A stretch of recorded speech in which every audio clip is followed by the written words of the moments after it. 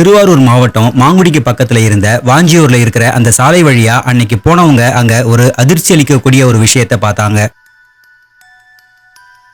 அந்த சாலையோட ஓரத்துல ஒரு இளைஞர் பைக்கோட ரத்த வெள்ளத்துல மயங்கி கிடந்தாரு. அதாவது அவரை பார்க்கும்போது பைக்ல வந்த அவரை ஏதோ ஒரு வாகனம் வந்து மோதினதால விபத்துல அவர் அப்படியே போய் விழுந்துட்டாரு அப்படின்னு அந்த சூழ்நிலை இருந்துச்சு.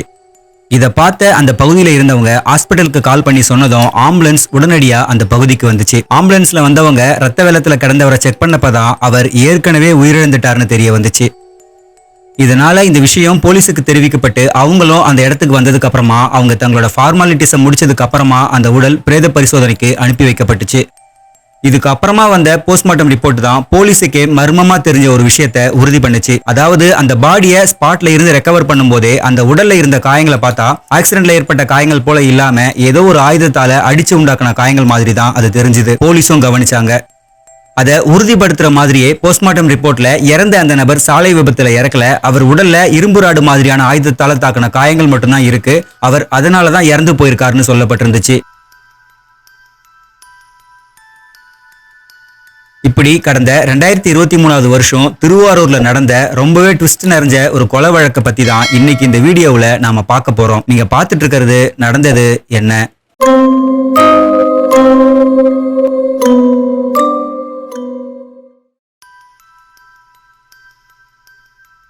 கொலை செய்யப்பட்ட அந்த நபர் இருந்த பைக்கோட ரெஜிஸ்டர் நம்பரை வச்சு விசாரிச்சதுல அவர் திருவாரூர் மாவட்டம் சேந்தங்குடியை சேர்ந்த 28 வயசான ராகுல் அப்படின்னு தெரிய வந்துச்சு.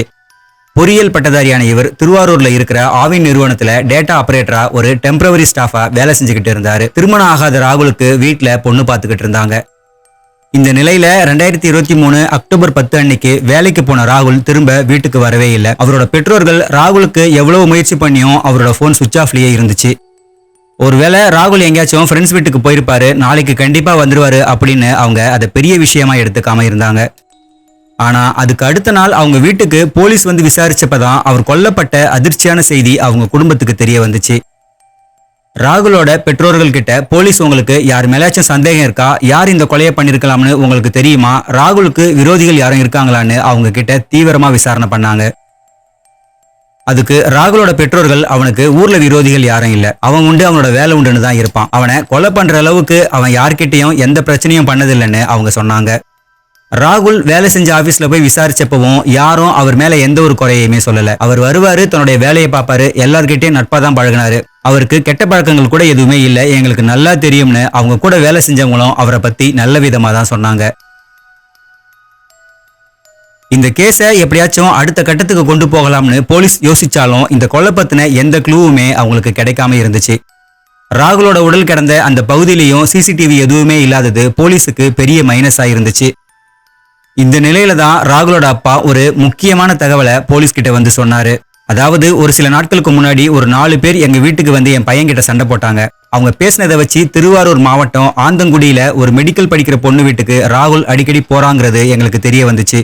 நாங்களும் அவனை கண்டிச்சோம், அது மட்டும்தான் எங்களுக்கு தெரியும். அந்த 4 பேரையும் விசாரிச்சா ஏதாச்சும் தகவல் கிடைக்கலாம்னு ராகுலோட அப்பா போலீஸ் கிட்ட சொன்னாரு. இந்த தகவல் அடிப்படையா வச்சு ஆந்தங்குடி பகுதிக்கு போய் விசாரிச்சப்போ அந்த மெடிக்கல் மாணவி வீட்டுக்கு ராகுல் அடிக்கடி வர்றதும் அவங்க 2 பேரும் ஒன்னா பைக்ல போறதையும் அந்த பகுதி மக்கள் போலீஸ் கிட்ட உறுதிப்படுத்தினாங்க. இதுக்கப்புறம் போலீஸ் அந்த மருத்துவ மாணவி வீட்டுக்கு போய் அவங்க அம்மா கிட்ட விசாரிக்க ஆரம்பிச்சாங்க. அந்த பொண்ணோட அம்மா தனக்கும் இந்த கொலைக்கும் எந்த சம்பந்தமும் இல்ல, தன்னோட உறவினரான 28 வயசான நந்து அப்படிங்கிற நபருக்கும் ராகுலுக்கும் இடையில தான் பிரச்சனை, எதுவா இருந்தாலும் அவங்கிட்ட கேட்டுக்கோங்கன்னு சொன்னாங்க. இதை தொடர்ந்து 28 வயசான நந்து என்கிற வீரத்தமிழன் அப்படிங்கிற நபரை போலீஸ் பிடிச்சு விசாரிக்க ஆரம்பிச்சாங்க. அதாவது ராகுல் கூட பழகின அந்த மருத்துவ மாணவி நந்துவுக்கு உறவுக்கார பெண். இந்த பொண்ணோட பேரை நம்ம அஞ்சலின்னு வச்சுக்கலாம். இந்த அஞ்சலிய நந்து ஒன் சைடா காதலிச்சிருக்காரு. ஆனா இந்த அஞ்சலி ராகுல் அப்படிங்கிற வேற ஒரு நபர் கூட பழகுறாங்க, அடிக்கடி பைக்ல ஒன்னா போறாங்க அப்படிங்கிறது நந்துவுக்கு ஆத்திரத்தை உருவாக்கி இருக்கு. அவரோட நண்பர்களும் நந்து கிட்ட அஞ்சலியும் அந்த பையனும் ரொம்ப க்ளோஸா இருக்காங்க, உன்னோட லைஃப்ல தான் பிரச்சனை வரப்போகுதுன்னு சொல்ல நந்து நேராவே ராகுலை போய் பார்த்து அஞ்சலி கிட்ட பேச வேண்டாம், பழக வேண்டாம்னு எச்சரிச்சாரு. ஆனா ராகுலும் அஞ்சலியும் பழகிறதுக்கு அஞ்சலியோட அம்மாவே பெருசா எந்த எதிர்ப்பும் காட்டாததால ஒரு கட்டத்துக்கு மேல நந்துவால ராகுலை கட்டுப்படுத்த முடியாத நிலைமை தான் இருந்துச்சு.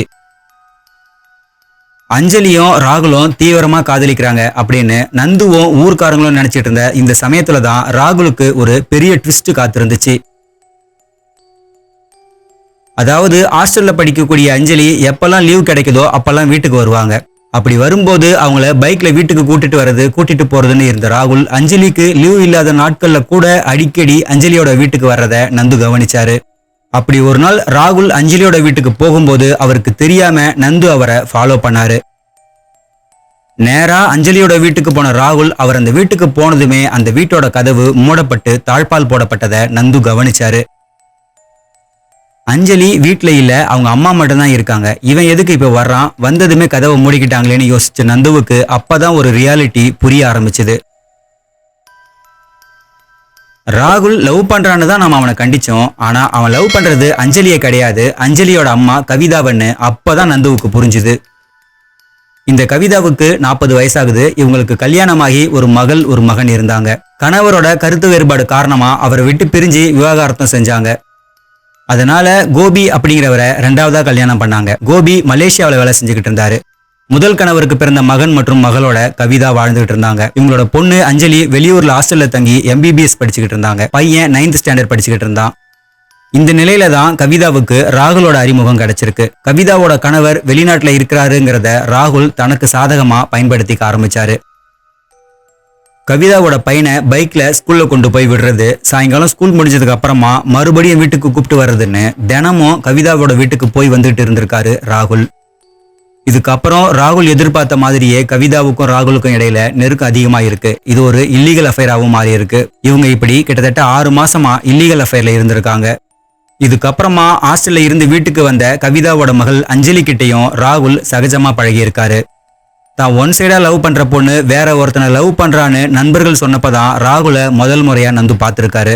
ஆனா இப்ப ராகுலும் அஞ்சலியோட அம்மா கவிதாவும் அஃபேர்ல இருக்காங்கன்னு தெரிஞ்சதும் அது வேற ஒரு மாதிரியான ஆத்திரத்தை நந்துவுக்கு ஏற்படுத்துச்சு.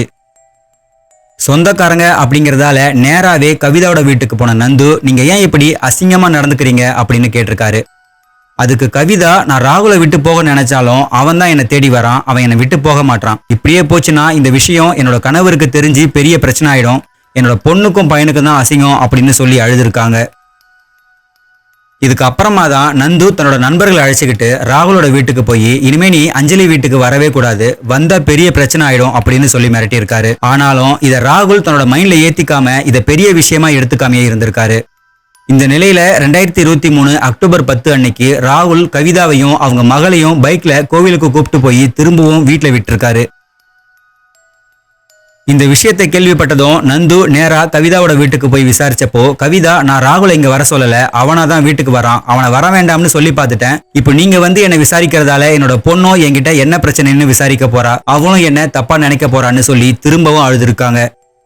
மேலும் இந்த பிரச்சனையெல்லாம் தீரணும்னா அந்த ராகுலை கொலை பண்றது மட்டும்தான் தீர்வு, அவனை கொலை பண்ணிட்டா என்னோட பொண்ணு வாழ்க்கையிலையும் எந்த பிரச்சனையும் வராதுன்னு கவிதா சொல்லியிருக்காங்க. இந்த ஒரு தீவிரமான சூழ்நிலையில ராகுலை கண்டிப்பா கொலை பண்ணணும் அப்படிங்கிற முடிவுக்கு நந்துவும் கவிதாவும் வந்தாங்க. இதுக்கப்புறம் வீட்டுல ஒரு உதவி பண்ணணும், வீட்டுக்கு வந்து போங்கன்னு கவிதா ராகுலுக்கு போன் பண்ணி சொல்ல, ராகுலும் அந்த வீட்டுக்கு போய் அவங்க கேட்ட உதவியை பண்ணாரு. ஆனா இதுக்கப்புறமா நடக்க போற சம்பவம் தான் ராகுலுக்கு ஸ்கெட்ச்னு அவருக்கு தெரியாது. ராகுல் வந்து போனதுக்கு அப்புறமா அந்த தகவலை நந்து கிட்ட கவிதா போன் பண்ணி சொன்னாங்க. அதை தொடர்ந்து நந்து தன்னுடைய நண்பர்களான முருகேஷ், நிர்மல், மணிகண்டன் ஆகிய 3 பேரையும் சேர்த்துக்கிட்டு பைக்ல ராகுலை ஃபாலோ பண்ணி போனாங்க. வாஞ்சியூர்ல ஆள் நடமாட்டம் இல்லாத பகுதி வந்ததும் ராகுலை வழிமறிச்சு அவங்க 4 பேரும் சேர்ந்து இரும்பு ராடால அவரோட தலையில அடிச்சு கொலவெறி தாக்குதல் பண்ணாங்க. தலையில ஏற்பட்ட கடுமையான காயத்தால அதிகமா ரத்தம் வெளியேறி ராகுல் இறந்து போனாரு. இந்த கொலைய ஒரு விபத்து மாதிரி சித்தரிக்க பைக்ல அவரை உட்கார வச்சு அப்படியே விழுந்த மாதிரியான பொசிஷன்ல அவரை அப்படியே கீழே போட்டிருக்காங்க. இந்த விஷயங்கள் எல்லாமே நந்து கிட்ட பண்ண விசாரணை மூலமா போலீஸுக்கு கிடைச்ச தகவல்கள். நந்துவோட இந்த வாக்குமூலத்துக்கு அப்புறமா போலீஸ் நந்து அவரோட நண்பர்களான குட்டியான் என்கிற முருகேஷ், தோலு என்கிற மணிகண்டன், நிர்மல் மற்றும் கவிதா அப்படின்னு 5 பேரை கைது பண்ணி சிறையில் அடைச்சாங்க. இந்த கேஸ் இப்ப வரைக்கும் கோர்ட்ல நடந்துகிட்டு தான் இருக்கு. இந்த வழக்குல இன்னமும் தீர்ப்பு வழங்கப்படல. இந்த சம்பவத்துல போலீஸுக்கு கொலையாளியை கண்டுபிடிக்கிறது அவ்வளவு பெரிய கஷ்டமான விஷயமா இல்லாம இருந்தாலும், அஞ்சலியும் ராகுலும் தான் லவ் பண்றாங்க அப்படின்னு நினைச்சிட்டு இருந்த போலீஸுக்கும் ஊர்க்காரங்களுக்கும் ராகுலுக்கு கவிதா கூட இருந்த அஃபேர் தான் இந்த கொலைக்கு காரணம் அப்படிங்கிற விஷயம்தான் பெரிய ட்விஸ்டா இருந்துச்சு. திருவாரூர்ல நடந்த இந்த சம்பவத்தை பத்தி நீங்க என்ன நினைக்கிறீங்க? இந்த மாதிரி அஃபைர்ல நடக்கிற கிரைம்ஸ் அதிகமாகிறதுக்கு என்ன காரணம்னு நீங்க நினைக்கிறீங்கன்னு உங்களோட கருத்தை பதிவு பண்ணுங்க. இதே மாதிரி இன்னொரு வீடியோல சந்திக்கலாம்.